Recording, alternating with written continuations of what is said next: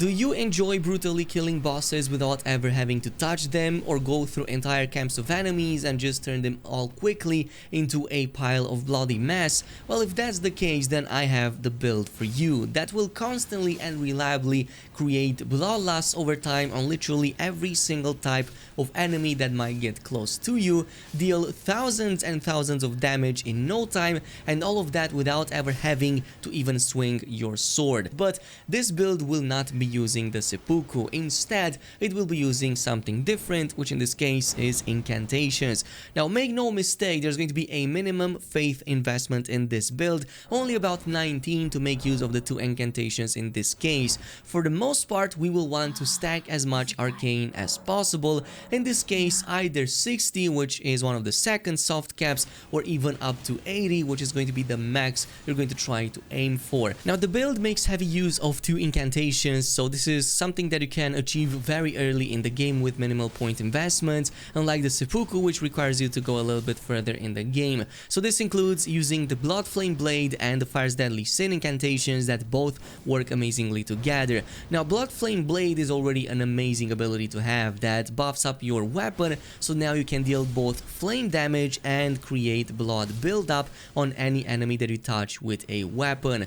Meanwhile, if you go ahead and combine that with the Fire's Deadly Sin, you will spread that effect to every single enemy around your character in a 360-degree area, so that blood loss that you could create previously with the Blood Flame Blade can now be spread to every single enemy around your character within a few feet.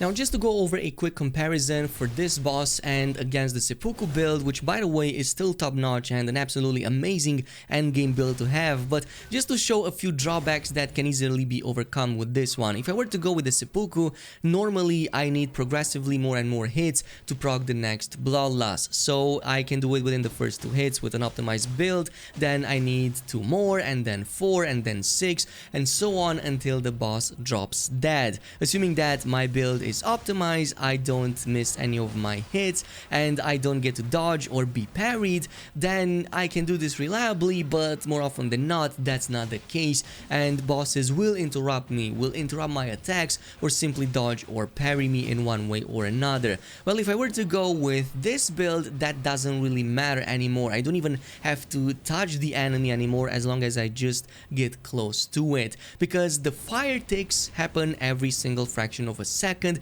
and they constantly build up the bloodlust regardless of what I'm doing. It doesn't even matter if the boss or the enemy is blocking or parrying or just being defensive, because that fire still affects them, so the build up still happens. And keep in mind that throughout all of this, we still have not used our weapon, which is still perfectly viable to create even more bloodlust throughout all of this. So all in all, this is basically the gist of it and how you're gonna be playing with it. But let's go over some of the weapon selections and of course a general rule that I have for you when it comes to finding the proper weapons for this specific build, and that is to look for weapons that exclusively feature passive bloodlust by default already on them. This includes anything like katanas or scythes or anything else in between, because you're gonna want to have that already by default and not provided by an Ash of War, because if you do provide it by an Ash of War, then you're not gonna be able to use the Blood Flame ability anymore, so you're kinda losing on that build up anyway.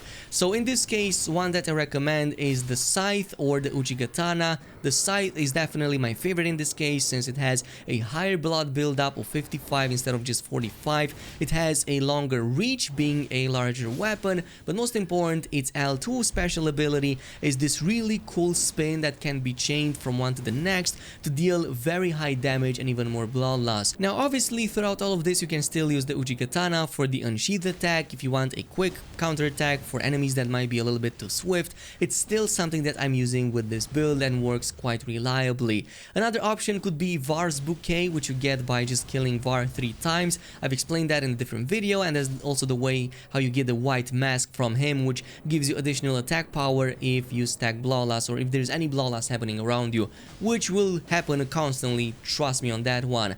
But Var's Bouquet seems to have the highest bloodlust buildup in the game, 131 with about 80 arcane, but of course it doesn't give you like too much into physical.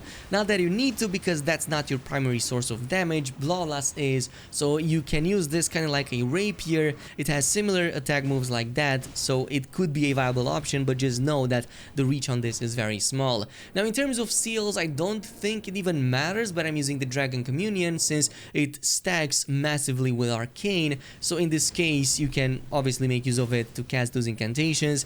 They will deal a bit more damage with the fire, but obviously that's not the major part of your damage. It's the Bloodlust and it's stacking with the Arcane. In terms of armors and talismans, for the most part, the most important are going to be the White Mask and the Lord of Blood's Exaltation, because they both provide a similar effect that stacks with one another, so they both increase your attack power with Bloodlust in your vicinity. It's just that the White Mask provides a slightly lower increase compared to the Talisman, but together both of these provide roughly 20 to 25% increase in attack power from my testing, so that's just crazy already with just these two items, and you're gonna be doing a ton of Bloodlust anyway, even without the seppukus.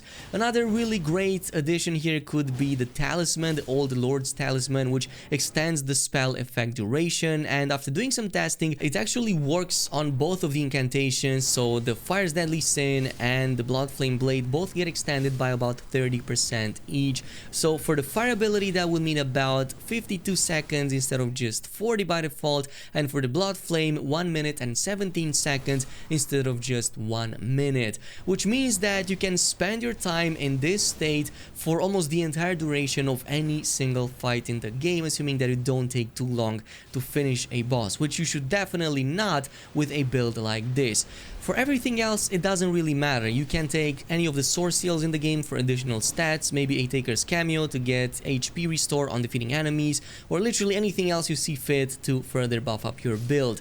For some of the items that you might need to make this build proper, you're gonna want to get a Scythe, as I've said. You can find this in the Cliff Bottom Catacombs, you can find this in one of the end rooms. After following the stairs up, you should reach this area, and it should be right here. In terms of the Blood Seal, you can get this right away at the starting area with just 2 of these stone keys. Open up the fog wall and just navigate the chariot, and eventually you should reach the enemy that drops it. Meanwhile, for the Old Lord's Talisman, this is a bit later in the game when you reach the Crumbling Forum Azula, and you kinda have to like reach all the way almost until the last boss over there. So before going to that boss, you want to go into the opposite direction instead, into this building, and just navigate your way over there using the ladders. Go down and you should find a bridge over here that leads you to a chest that contains it. Meanwhile, for that Lord of Blood's Exaltation, you need to head over in the sewers of Lindell, and it's a little bit more complicated. You do have to navigate a little bit over here eventually until you reach this room